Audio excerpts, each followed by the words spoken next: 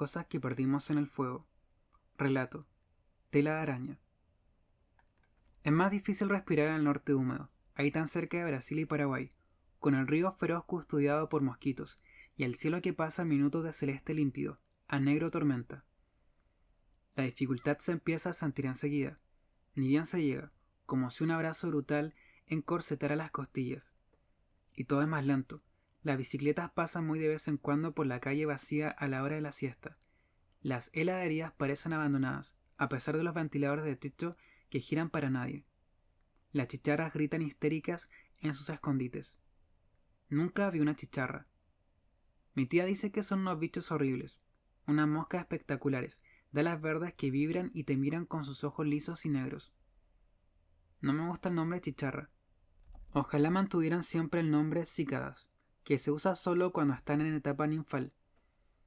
Si se llamaran cícadas, su ruido de verano me recordaría las flores violetas de los jacarandás en la costanera del Paraná, o las mansiones de piedra blanca con sus escalinatas y sus sauces. Pero así, como chicharras, me recuerda el calor, la carne podrida, los cortes de electricidad, a los borrachos que miran con ojos ensangrentados desde los bancos de la plaza. Ese febrero fui a visitar a mis tíos en Corrientes, porque estaba cansada de sus reproches. Te casaste, y no conocemos a tu marido. ¿Cómo puede ser? Lo estás escondiendo. No, me reía yo por teléfono. ¿Cómo lo voy a estar escondiendo? Me encantaría que lo conocieran. Vamos pronto. Pero tenían razón, lo estaba escondiendo. Mis tíos eran los únicos custodios de la memoria de mi madre, su hermana favorita, muerta en un accidente estúpido cuando yo tenía 17 años. Los primeros meses del duelo me ofrecieron mudarme con ellos, al norte. Les dije que no. Venían a visitarme seguido. Me daban dinero. Me llamaban todos los días. Mis primas se quedaban a acompañarme los fines de semana. Pero yo seguía sintiéndome abandonada. Y por culpa de la soledad, me enamoré demasiado rápido. Me casé con desesperación, y ahora estaba viviendo con Juan Martín, que me irritaba y me aburría. Decidí llevarlo a conocer a los tíos para ver si otros ojos conseguían transformarlo. Bastó una comida en el amplio patio de la casa grande, para la decepción. Juan Martín chilló cuando una araña le rozó la pierna. Si no tiene una cruz colorada, no te preocupes, le dijo a mi tío Carlos con el cigarrito entre los labios. Son las únicas venenosas. Tomó demasiada cerveza, habló sin ningún pudor de los buenos negocios que estaba haciendo, y comentó varias veces que notaba un gran atraso en la provincia. Después de comer se quedó tomando un whisky, y con mi tío Carlos y yo ayudé en la cocina a mi tía. Bueno, nena, podría ser peor, me dijo cuando yo empecé a llorar. Podría ser como Walter, que me levantaba la mano. Sí, dije con la cabeza. Juan Martín no era violento, ni siquiera era celoso, pero me repugnaba. ¿Cuántos años iba a pasar así, asqueada, cuando lo escuchaba hablar, dolorida cuando teníamos sexo, silenciosa cuando él confesaba sus planes de tener un hijo y reformar la casa? Me limpié las lágrimas con las manos, llenas de detergentes. Me ardieron los ojos y lloré todavía más. Mi tía me metió la cabeza bajo la canilla y dejó que el agua me lavara los ojos durante 10 minutos. Así nos encontró Natalia, su hija mayor, mi prima favorita. Natalia, siempre bronceada, con su pelo largo y oscuro, despeinado, y un vestido blanco muy suelto. La vi entre la niebla de los ojos, irritados, que no podía dejar de parpadear. Traía una maceta y estaba fumando. En Corrientes todo el mundo fumaba. Si alguien les sugería que no era saludable, se quedaban mirando al objetor, confundidos, y después se reían un poco. Natalia apoyó la maceta sobre la mesa de la cocina. Le dijo a mi tía, su madre, que ya había plantado la azalea y me saludó con un beso en la cabeza. A mi marido no le gustaba Natalia. No le parecía atractiva físicamente, lo que era casi una locura de su parte. Yo nunca había visto una mujer tan hermosa como ella. Pero, además, él la despreciaba porque Natalia tiraba las cartas, sabía de remedios caseros y sobre todo, se comunicaba con espíritus. Tu prima es una ignorante, me dijo Juan Martín, y yo lo odié. Pensé en llamar a Natalia y pedirle la receta de alguna de sus pociones. Pensé en pedirle un veneno incluso. pero lo dejé pasar, como le dejaba pasar cada pequeñez, mientras crecía en mi estómago una piedra blanca que le dejaba poco espacio al aire, a la comida. Mañana me voy a Asunción, dijo Natalia. Tengo que comprar manteles de ñandutí para ganar dinero. Natalia tenía un pequeño negocio de artesanías en la calle principal de la ciudad, y era famosa por su exquisito gusto para elegir los ñandutí más finos, esos encajes tradicionales de Paraguay, que las mujeres tejen en bastidores, telarañas de hilo delicadas y coloridas. En la parte de atrás de su negocio tenía una mesa pequeña donde tiraba las cartas, españolas o tarot, según la preferencia del cliente. Decían que era muy buena. Yo no podía asegurarlo, porque nunca había querido que me tirara las cartas a mí. ¿Por qué no venís conmigo? Lo llevamos a tu marido. ¿Conoce Asunción? No, ¿qué iba a conocer? Natalia chancleteó hasta el patio y saludó con un beso al tío Carlos y a Juan Martín. Se sirvió un whisky y con mucho hielo, y estiró los dedos de los pies. Yo salí a la cocina con los ojos hinchados, y Juan Martín me dijo: ¿Cómo puedes ser tan tonta? Mirá si te lastimaba las córneas. Teníamos que volver en avión urgente a Buenos Aires. ¿Por qué? Le preguntó Natalia mientras movía los hielos del vaso, que sonaban como campanitas en el calor de la tarde. El hospital de acá es muy bueno. No puedes comparar. Sos un porteño bien choto vos. Y después de decirle eso, lo invitó a Asunción. Yo manejo, le dijo. Podés comprar cosas si tenés plata. Está todo barato. Son 300 kilómetros. Volvemos el mismo día si salimos temprano. Él aceptó. Después se fue a dormir la siesta, y ni siquiera me sugirió que lo acompañara. Se lo agradecí. Me quedé con mi prima en el patio caliente, ella con su whisky, y yo con cerveza helada. No podía tomar una bebida más fuerte. Ella me contó sobre su nuevo novio, el hijo del dueño de la cadena de supermercados más grande de la provincia. Siempre tenía novios ricos. Este le importaba igual de poco que los demás, sentimentalmente hablando, pero le interesaba porque tenía una avioneta. La semana anterior la había llevado a pasear por el aire. Hermoso. Me dijo: lástima que se mueva un poco, porque cuanto más chico el avión, más se mueve. Eso no lo sabía, le dije. Yo tampoco. Qué estúpidas, prima, porque es lógico. Me pasó algo espantoso cuando estaba allá arriba, siguió. Volamos sobre un campo, en el norte, y de repente vi un incendio muy grande. Se quemaba una casa. Fuego bien anaranjado, una humarada negra, y se veía la casa como derrumbándose adentro. Miré y miré el incendio hasta que él giró la avioneta, y lo perdí de vista. Pero a los 10 minutos volvimos a pasar por ahí, y el incendio había desaparecido. Te habrás equivocado de lugar. Tampoco es que te la pases en aviones como para reconocer el terreno desde arriba. No me entendés. Estaba la mancha del terreno quemado y los restos de la casa. ¿Se apagó entonces? ¿Cómo? ¿Fueron los bomberos en 5 minutos? Era en medio del campo, esto, prima. Y las llamas estaban altísimas cuando las vi. No llovía, nada. Nunca se puede haber apagado 10 minutos después. ¿Le contaste a tu novio? Más vale, pero él dice que soy loca, que él nunca vio ningún incendio. Nos miramos a los ojos. Yo la creía casi siempre. Una vez me había dicho que no entrara a la habitación de mi abuela porque ella estaba ahí, fumando. Mi abuela, nuestra abuela, llevaba 10 años muerta. Le hice caso. No entré, pero sentí el olor penetrante de los abanitos que fumaba la abuela en el aire, aunque no había humo. Tenés que averiguar entonces, preguntar. No me animo. ¿Por qué?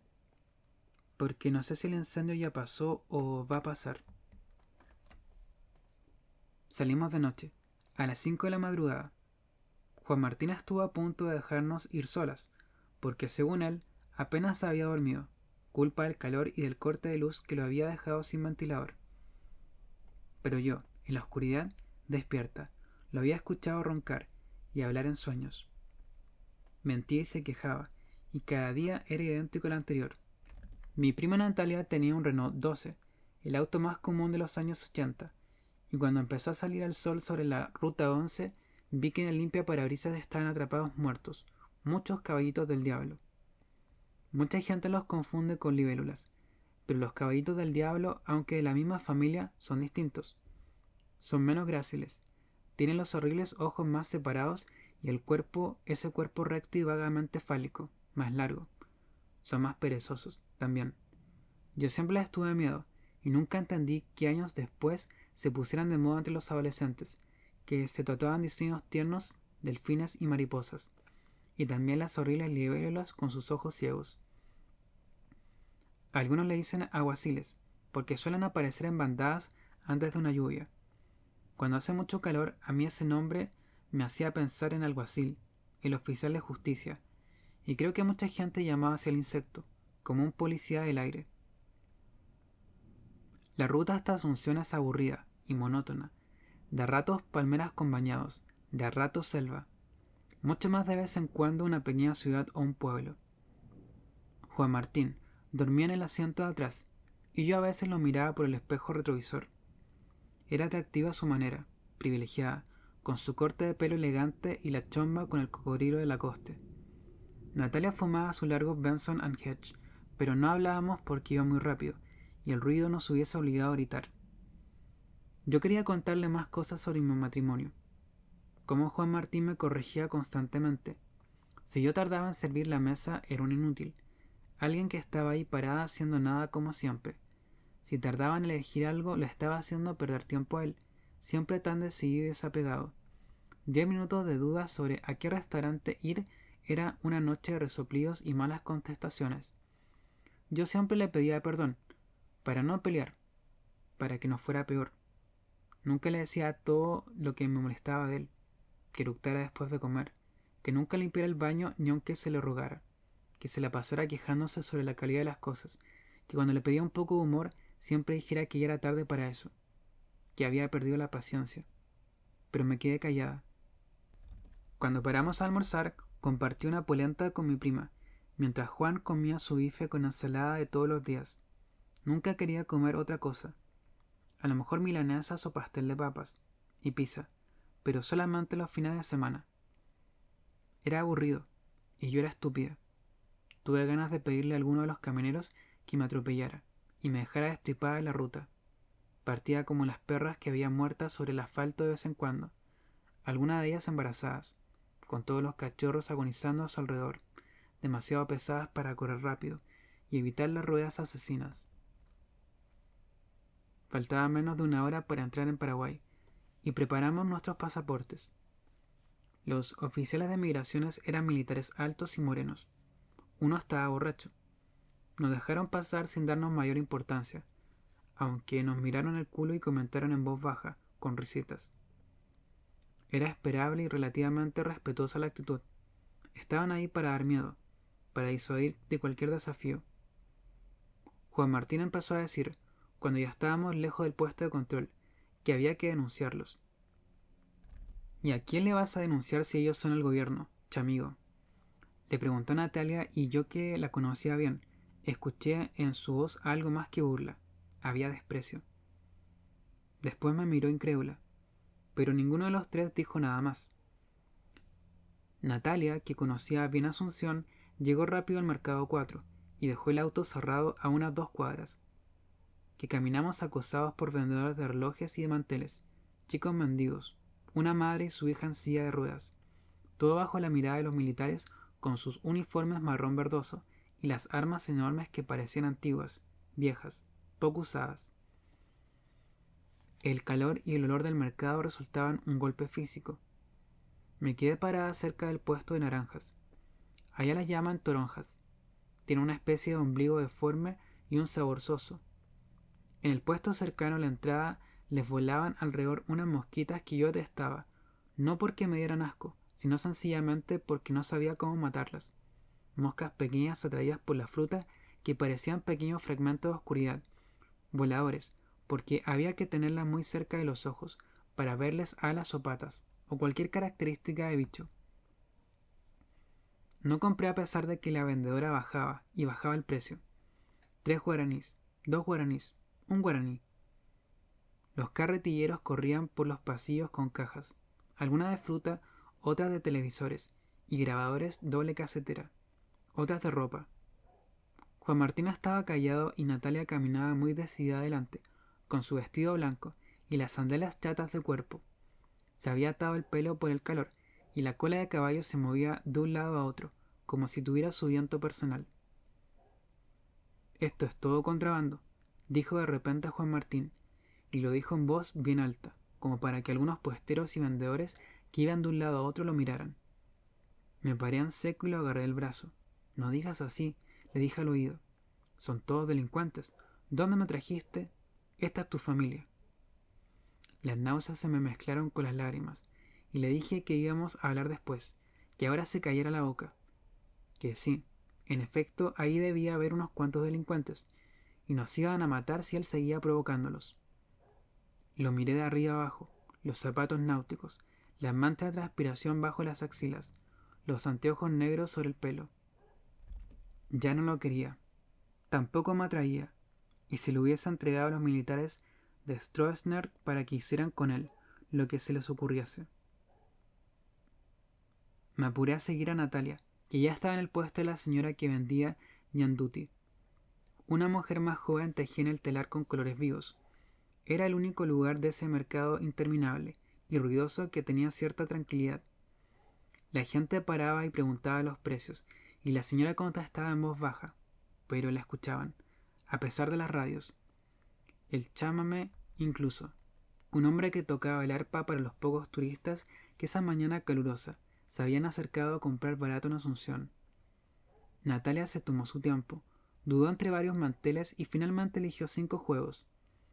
Mis favoritos eran el blanco, con detalles en los bordes y en el centro, de todos los colores: violeta, azul, turquesa, verde, rojo, naranja, amarillo, y otro mucho más elegante que solo usaba la paleta del marrón, desde el beige hasta el caoba.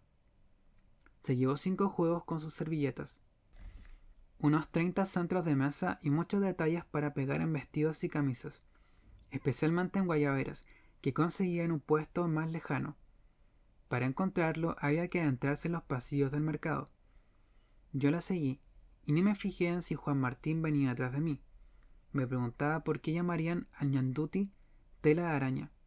Probablemente fuese por la técnica de tejido, porque el resultado final se parecía mucho más a las colas de los pavos reales, los ojos entre las plumas hermosos y al mismo tiempo inquietantes, muchos ojos desperdigados sobre el animal, que caminaba pesado, un animal bellísimo, pero que siempre parecía cansado. ¿No quieres una guayabera para vos, Martín? Natalia le decía Martín. No lo llamaba por el nombre completo. Juan Martín estaba incómodo, pero intentaba sonreír. Yo conocía esa expresión.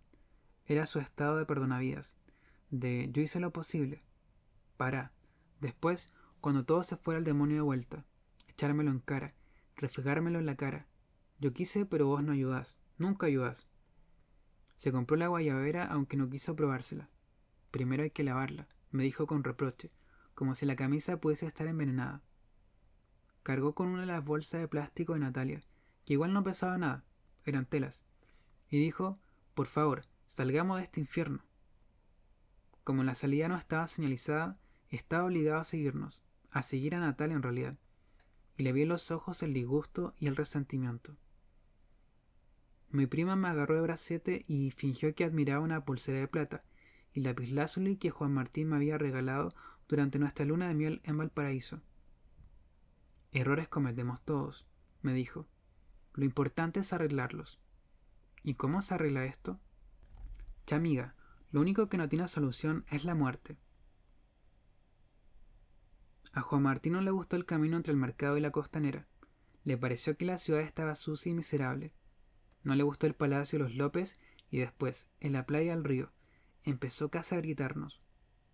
¿Cómo estábamos tan anestesiadas si no veíamos a los chicos barrigudos comiendo sandía al rayo del sol y a metros de la casa del gobierno? ¡Qué país de mierda, por favor! No queríamos pelearle. La ciudad era pobre y con el calor olía a basura. Pero él no estaba disgustado con Asunción. Estaba enojada con nosotras. Yo ya no tenía ganas de llorar. Para no irritarlo, buscamos un restaurante por esa zona, donde estaban los ministerios, los colegios privados, las embajadas, los hoteles, los ricos del Paraguay. Llegamos rápido al Múnich, por la calle Presidente Franco. ¿Es por Franco el dictador?, preguntó Juan Martín, pero era una pregunta retórica. En el patio del restaurante había una enorme Santa Rita, y las mesas ahí estaban vacías, salvo la del medio, ocupada por 3 militares. Nos sentamos lejos para que no escucharan a Juan Martín, y porque además siempre es preferible sentarse lejos de los militares en Asunción. Las paredes eran coloniales. El cielo recortado por el patio estaba totalmente despejado, pero ahí, a pesar del calor, había sombra. Pedimos sopa paraguaya y Juan Martín un sándwich. Los militares borrachos de cerveza. Había varias botellas vacías sobre la mesa y bajo las sillas. Primero le dijeron a la moza que era preciosa, y después uno de ellos le tocó el culo, y pareció una película de mal gusto, un chiste.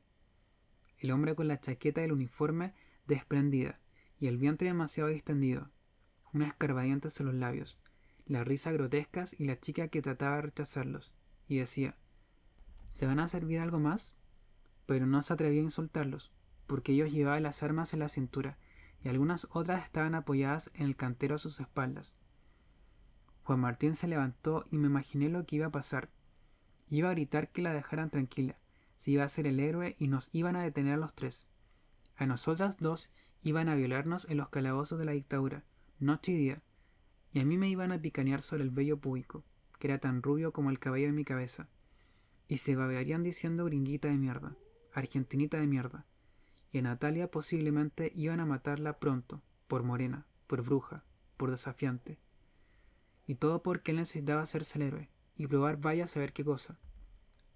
Él, además, la iba a tener fácil, porque los hombres los fusilaban de un tiro en la nuca, y ya.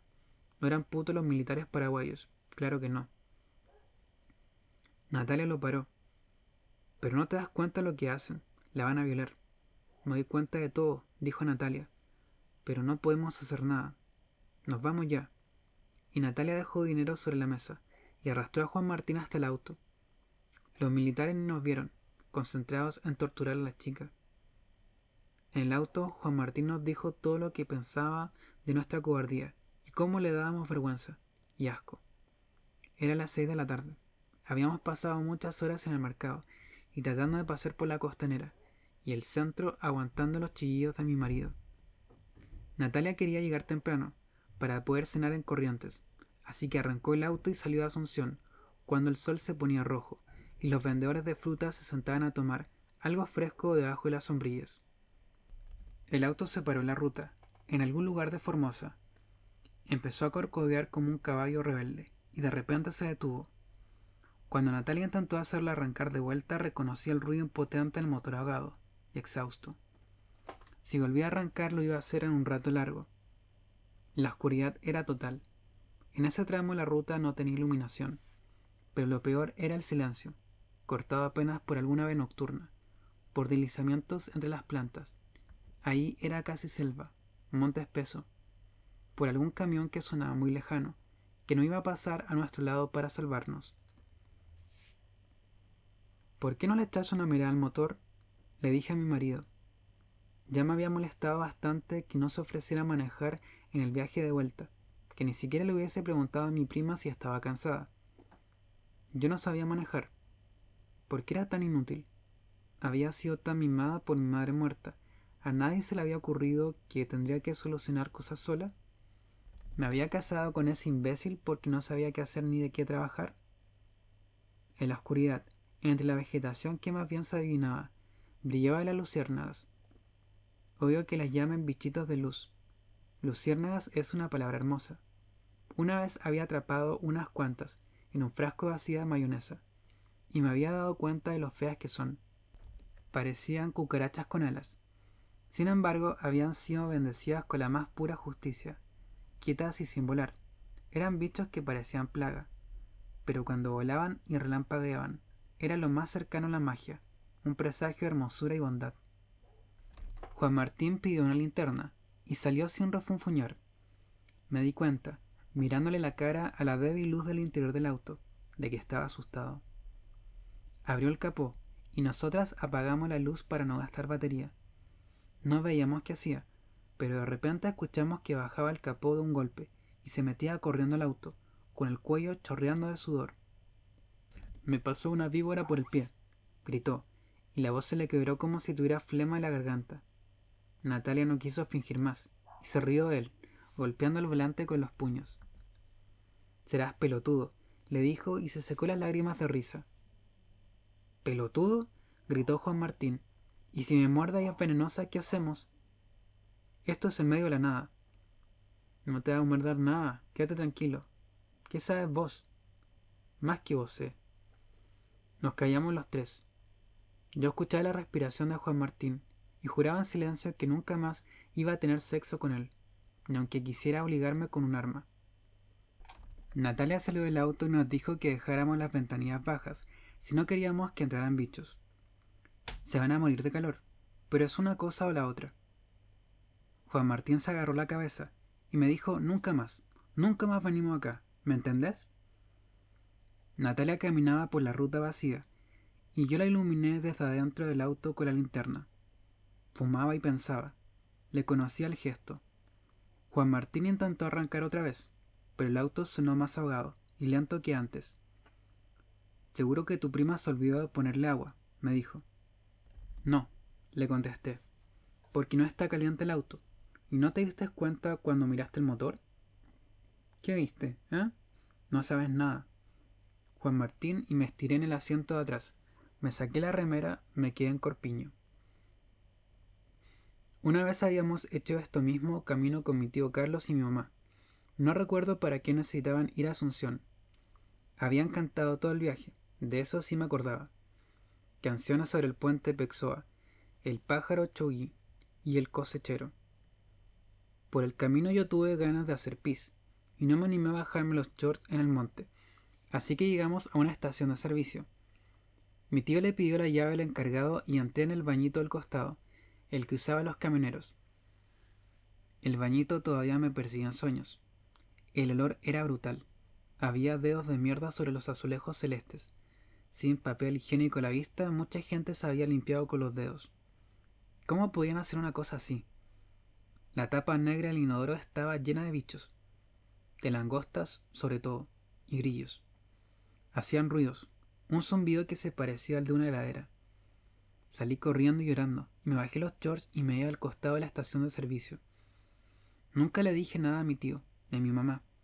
Nunca les hablé de la mierda estancada en el inodoro, del botón del baño sucio con huellas digitales marrones, de las langostas verdes que cubrían casi totalmente la lamparita solitaria, que colgaba del techo sin protección alguna. Después del baño no me acordé de nada del viaje. Mi madre hablaba de que habíamos parado en un hotel colonial hermoso, pero que de noche, en el patio, se veían correr ratas. Yo no tengo ni un recuerdo de ese hotel, ni de la lluvia con granizo que se me había desatado después y había retrasado nuestra vuelta. El viaje, para mí, se terminó en el baño de las langostas. Juan Martín hablaba de caminar por la ruta hasta no sé qué lugar que había visto iluminado, y no le contesté. Si les tenía miedo a las víboras, ¿cómo iba a hacer para llegar, si las bichas se les pasaban cruzando el camino? Natalia había terminado el cigarrillo. Por lo menos no se veía más la brasa ardiendo en la oscuridad, como otra luciérnaga. Pero no entraba en el auto. Quería esperar afuera a que pasara alguien, claro. Alguien que la llevara hasta un teléfono para llamar al Automóvil Club, por ejemplo. Además, no debía tener ganas de estar en el auto con nosotros dos. ¿Y quién la podía culpar después de haber aguantado medio día de Juan Martín y mi pasividad? Las luces del camión iluminaron la ruta y las ruedas levantaron polvo en el aire. Me pareció extraño porque allí, en el norte, a pesar del calor, casi nunca había tierra seca en el ambiente, porque llovía seguido, cuando no todos los días. Siempre estaba húmedo, la tierra bien pegada al suelo. Pero llegó así, como si lo trajera una tormenta de arena. Natalia había puesto la baliza, un triángulo que brillaba fosforescente en la noche, pero se ve que no le tenía confianza, porque abrió rápido la puerta, agarró la linterna que estaba sobre el asiento del conductor y empezó a hacerle luces con los brazos, y a gritar: «¡Ey, ey! ¡Ayuda! ¡Ayuda!». No le vi la cara al camionero. Llevaba un acoplado y Natalia se tuvo que trepar para poder hablarle, cuando él paró sin apagar el motor. 2 minutos después ella agarró su cartera y los cigarrillos y dijo que el tipo la llevaba hasta la estación de servicio para llamar al Automóvil Club, que estábamos cerca de Clorinda. Le había dicho también que no nos llevaba a los tres porque no tenía lugar. El camión se perdió en la ruta oscura tan repentinamente como había llegado, y me di cuenta de todas las cosas que no le había preguntado a Natalia. ¿Cuánto tardaría? Si la estación de servicio estaba cerca. ¿Por qué no iban a Clorinda si estaba cerca? Si el camionero parecía confiable. ¿Qué hacíamos? Si pasaba otro camión o incluso un auto, ¿lo parábamos? Nos olvidamos de pedirle agua, dijo Juan Martín, y era lo primero sensato que decía desde la mañana. El corazón me empezó a latir más rápido. ¿Y si nos deshidratábamos? Bajé las ventanillas, ni pensé en los bichos. ¿Qué podían ser? Mariposas nocturnas, cascarudos, grillos. ¿Qué más? A lo mejor un murciélago. Juan Martín, dijo tu prima, es un irresponsable. Tráenos hasta acá, que no pase ni un auto, sin chequear si esta catramina andaba bien. ¿Qué sabes si no lo hizo ver el coche? Le contesté, furiosa. Y pensé que sería fácil matarlo ahí. Podía buscar un destornillador en el baúl y clavárselo en el cuello. Él a mí no quería matarme. Nada más quería tratarme mal y quebrarme para que diera mi vida, y no me quedaran ni ganas de cambiarla. Quiso encender la radio y casi le dije para, hay que cuidar la batería. Pero lo dejé hacer. Disfruté de su ignorancia. ¿Cómo iba a gozar cuando llegara la grúa y le explicara que él había gastado la batería buscando no sé qué en la radio? ¿Qué podía haber en la radio por ahí a la noche? Chamamé y alguna gente sola que llamaba y lloraba y recordaba a sus hijos muertos en Malvinas. El auxilio mecánico llegó 1 hora más tarde, como había imaginado. Retaron a Juan Martín por tener encendida la radio. Él balbuceó excusas. Los mecánicos se pusieron a trabajar y Juan Martín hacía como si lo supervisara. Yo salí y agarré de la mano a Natalia. No sabéis lo churro que era el camionero. Uno de esos suecos de Overa.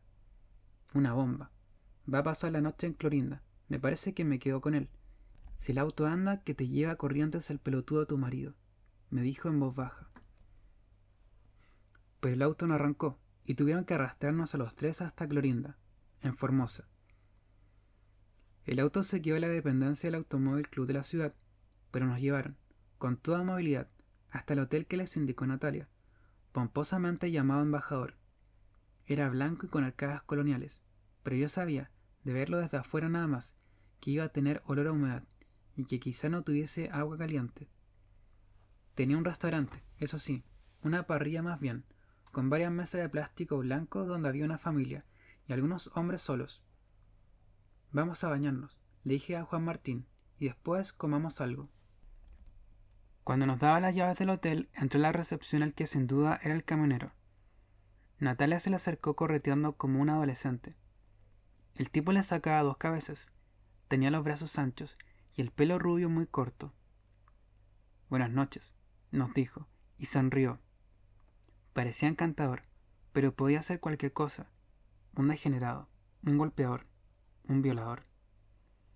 Como era muy guapo, una prefería creer que se trataba de un príncipe dorado de la ruta. Yo la saludé. Juan Martín agarró la llave y me miró para que lo siguiera. Lo hice. Natalia me gritó, nos encontramos en 1 hora para comer. Y pensé, qué desgracia. Ella 1 hora con ese vikingo de sonrisa dulce, y yo 1 hora aguantando a mi marido. Juan Martín me gritó que ni una vez te das cuenta, te pusiste de mi lado. En nada, en todo el día. Me gritó que Natalia era una puta, que se iba con el primero que se le cruzaba. Me gritó que yo era una puta también, porque le había estado haciendo ojitos al rubio bruto ese. Yo le dije que el rubio bruto ese nos había rescatado la ruta, y que por lo menos le podía haber dicho gracias. Sos un mal educado, le grité, un grosero. ¿Un grosero yo? Pendeja de mierda, gritó, y se metió en el baño dando un portazo. Desde ahí gritó más y puteó porque no había agua caliente, y porque las toallas apestaban a moho, y finalmente salió, y se tiró en la cama. No decís nada. ¿Qué querés que te diga? Contesté. Vos me querés dejar, dijo, pero vas a ver que cuando volvamos a Buenos Aires mejoran las cosas. ¿Y si no mejoran? Le pregunté. A mí no me vas a dejar tan fácil, dijo, y se prendió un cigarrillo. Yo me di una ducha fría y pensé que a lo mejor, cuando salía, él se había quedado dormido y el cigarrillo encendía las sábanas y se moría quemado ahí, en el hotel de Clorinda. Pero cuando salí, fría y mojada, el pelo rubio chorreando, patético, me estaba esperando vestido y perfumado para ir a cenar. Perdóname, me dijo. A veces me pongo intratable. Vamos a comer, le dije mientras me ponía un vestido suelto y apenas me pasaba el peine por el pelo. Quería que el camionero rubio me lo viera así, recién lavado y medio despeinado. Cuando Juan Martín intentó besarme, le puse la mejilla, pero no dijo nada, se conformó. En la parrilla quedaban nada más que 2 hombres, mi prima y el camionero rubio. Una chica de pelo oscuro nos preguntó qué queríamos y dijo que nada más quedaba tira de asado, chorizos. Nos podía hacer choripán y ensalada mixta. Dijimos que sea todo y pedimos una soda bien fría. Yo tenía más sed que hambre, a pesar de que a la entrada de Clorinda me había comprado una Fanta Pomelo bien fría, mi gaseosa preferida, la que por algún motivo ya no se conseguía en Buenos Aires, pero todavía existía en el interior. A lo mejor botellas viejas, o a lo mejor se seguía produciendo. Las cosas tardaban más en irse ahí, en el litoral. Los hombres estaban hablando de historias de fantasmas. Natalia estaba sentada muy cerca del rubio y compartían un cigarrillo. Él se había abierto un poco la camisa blanca. Estaba bronceado. Era fabuloso. A mí me pasó algo rarísimo hace poco, dijo el rubio espléndido. Cuente, amigo, acá no duerme nadie, gritó otro de los camioneros, que tomaba cerveza. ¿Iba a seguir viaje así, medio borracho? En esa ruta había siempre accidentes. Esto podía explicar por qué. Mi tío Carlos, por ejemplo, nunca agarraba el auto si estaba tomado, pero era una excepción entre sus amigos, e incluso nuestra familia. ¿Lo cuento?, dijo el rubio, y miró a mi prima. Natalia le sonrió y le dijo que sí con la cabeza. Bueno, se acomodó el rubio, y contó el que era de Oberá, que vivía en Oberá, en Misiones, y que a unos 20 kilómetros había un pueblo que se llamaba Campo Viera. Ahí había un arroyo, el Yazá. Una tarde, pleno día era. No se crean que me sugestioné porque era de noche. No iba tomado tampoco. Bueno, una tarde salí con el camión chico a hacer una diligencia así nomás, y una mujer cruzó el puente corriendo. No hice a tiempo de esquivarla. Me mataba si la esquivaba, y sentía el golpe del cuerpo, che. Me bajé corriendo, todo sudor frío con la espalda, y no encontré a nadie. Ni sangre, ni una bolladura en el paragolpes, ni nada. Fue la policía y me tomaron la denuncia, pero estaba de un humor de mierda. Tuve que dejar la diligencia para el otro día, y allá, en Campo Viera, conté, ¿cómo les cuento a ustedes? Me dijeron que la milicada había construido el puente y que los cimientos usaron muertos, gente que ellos mataron, que los escondieron ahí. Escuché resoplar a Juan Martín. No le gustaban las historias de ese tipo. Con esas cosas no se jode, le dijo el rubio. Perdone, don, pero no estoy jodiendo. La milicada es capaz de poner a los finados ahí. Llegó nuestro asado y Juan Martín empezó a comer. Nos trajeron platos de madera. A mí siempre me gustaron más que los de loza para comer asado. El sabor es mejor y el aceite para la ensalada se absorbe mejor y no alcanza la carne. Estaba riquísimo. El rubio dijo que en Campo Viera le habían contado un montón de cosas más sobre el puente y el arroyo. Toda esa zona es rara, dijo. Se ven luces de autos y después los coches no llegan, como si desaparecieran por algún camino. Pero no hay caminos transitables, es todo selva. Hablando de coches que desaparecen, esta es para cagarse de risa, dijo uno de los otros camioneros, sonriendo, a lo mejor para despejar la pesadez del ambiente y la antipatía de mi marido. Yo otra vez tenía vergüenza, y le sonreí al camionero rubio, que tenía un hoyuelo delicioso en el mentón, y él me sonrió también.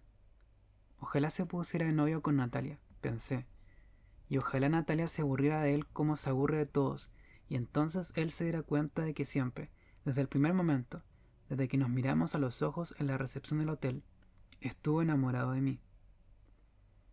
Y pasó acá, Va, acá no, en la parrilla la ruta. Acá a 10 cuadras. Resulta que vino este tipo con su casa rodante. Una casita preciosa. Estaba con la familia. 2 chicos, me dijeron. Y la mujer y la suegra. Parece que se fueron a comer un asado y dejaron a la suegra en la casa rodante. La señora no se sentía bien, o vaya a saber. ¿Y entonces? Preguntó el tercer camionero, que parecía tener sueño. Se afanaron la casa rodante con la vieja adentro. Todos se rieron muy fuerte, incluso la chica de la parrilla, que estaba dejando morir el fuego. El tipo desesperado había ido corriendo a la policía y había pasado como una semana en Clorinda. Su mujer estaba con un ataque de nervios. Hubo un operativo por todo Formosa y encontraron la casa rodante, pero estaba vacía. Se habían robado todo, incluso la suegra. ¿Cuánto hace esto? Quiso saber Natalia. ¿Y hará un año ya? Como pasa el tiempo, 1 año. Un caso rarísimo. Seguro que los ladrones se subieron a la casa rodante y no se dieron cuenta de que la vieja estaba dentro, y capaz se les murió del susto. Entonces la tiraron. Por acá se puede tirar a cualquiera. No te encuentran ni en pedo. El hombre llama siempre. Intervino la chica en la parrilla. Pero no apareció nunca la señora. Ni los ladrones. Agregó el camionero. Pobre mujer, che, qué destino. Siguieron un rato hablando de la desaparición de la suegra y Juan Martín, irritado, dijo «Me disculpan» y se fue a la habitación. «Te espero», me miró, y asentí con la cabeza. Pero me quedé hasta tardísimo, hasta que se me secó el pelo y la chica de la parrilla nos dejó la llave de la heladera para que siguiéramos sacando cervezas. Natalia hasta contó la historia de la casa en llamas que había visto desde la avioneta de su novio, aunque no dijo que era de su novio, dijo que era de su primo. Después bostezó y anunció que se iban a dormir. El camionero rubio la siguió. Yo fui detrás de ellos y pedí otra habitación. Le dije a la chica que mi marido estaba muy cansado y que si yo entraba a esa hora, lo iba a despertar a él. Al otro día, si el mecánico nos traía el auto, iba a tener que manejar hasta Buenos Aires, mal dormido porque le costaba volverse a dormir cuando lo despertaban. Claro, dijo la mujer de la recepción. Eran todas mujeres en ese hotel, parecía. Si no tenemos huéspedes casi, es una mala época. Y sí, es una mala época, le dije. Y cuando apoyé la cabeza en la almohada, me dormí de inmediato y tuve pesadillas con una vieja que corría envuelta en llamas, desnuda, por una casa que se desmoronaba. Yo la veía desde afuera, pero no podía meterme a ayudarla, porque se me iba a caer una viga en la cabeza, o el fuego me iba a alcanzar, o el humo me ahogaría. Pero tampoco buscaba ayuda, nada más la miraba arder. El Automóvil Club nos trajo el auto a la mañana. Explicaron el problema, pero muy por arriba, dando por sentado que ni yo ni Natalia entendíamos nada. Lo único que queríamos saber era si iba a llegar hasta Corrientes, y nos dijeron que claro, que eran nomás 3 horas. Igual había que llevarle a un service para que completara no sé qué cosa que no habían podido solucionar, pero el mecánico se iba a dar cuenta enseguida, y si no, que los llamara. Les agradecimos y fuimos a desayunar. Había nada más que tostadas y café con leche. Ni una media luna, pero estaba bien. El camionero rubio se había ido hacia 2 horas. Había prometido llamar a Natalia, y ella creía que iba a cumplir. Coge como los dioses, me dijo, y es una dulzura de tipo. La envidié. Me tragué el café medio frío con las lágrimas, y fui a buscar a Juan Martín. Pero cuando entré en la habitación, él no estaba. La cama ni siquiera estaba desarmada, como si no hubiese dormido ahí. Yo no podía asegurar que hubiese vuelto a la habitación, ni siquiera lo había visto entrar en el hotel. Volví al desayunador y le pregunté a Natalia. Entrar al hotel sí lo vi, dijo. La chica de la recepción, que no se había ido a dormir todavía, nos aseguró que se había llevado la llave con él. Al menos, era cierto que no la tenía colgada en el llavero de la pared. Capaz se fue a caminar, murmuró. Pero claro, ella no lo había visto bajar. Me puse nerviosa. Me temblaron las manos. Le dije a Natalia que teníamos que llamar a la policía, pero ella se volvió a atar el pelo en una cola de caballo, como lo había hecho en el mercado, y me dijo que no. No seas tonta. Si se fue, me dijo. Se paró y fue a buscar su cartera, y las bolsas con la compra en la habitación. «Estás como abombada vos, che». Era cierto, estaba desconcertada. Volví a la habitación donde debería haber dormido Juan, y no encontré su bolso ni el cepillo de dientes, que siempre ponía prolijamente en el baño cuando viajábamos. La ducha estaba seca, las toallas todavía húmedas eran las que yo había usado. En el auto nos pusimos los anteojos negros. El sol era insoportable. «Va a llover», dijo la chica de la recepción del hotel. «Dice la radio, pero no parece. Está todo despejado». «Ojalá llueva, chamiga, no se aguanta. Está pegajoso», le contestó Natalia. «¿Y el marido de la señora?», preguntó como si yo no estuviera ahí. «Ah, fue un malentendido». Me acomodé en el asiento del acompañante. Antes de salir de Clorinda paramos en la estación de servicio. Natalia necesitaba cigarrillos y yo otra Fanta Pomelo. Uno de los camioneros de la noche anterior, el que tenía sueño y apenas escuchaba las historias de los demás, estaba cargando nafta. Nos saludó, preguntó si todo andaba bien y miró el asiento trasero. Buscaba a Juan Martín, pero no preguntó por él. Nosotras los saludamos sonrientes y salimos a la ruta. En el horizonte, del lado del río, ya se veían las nubes negras de la tormenta. Si te gusta mi contenido, te invito a suscribirte.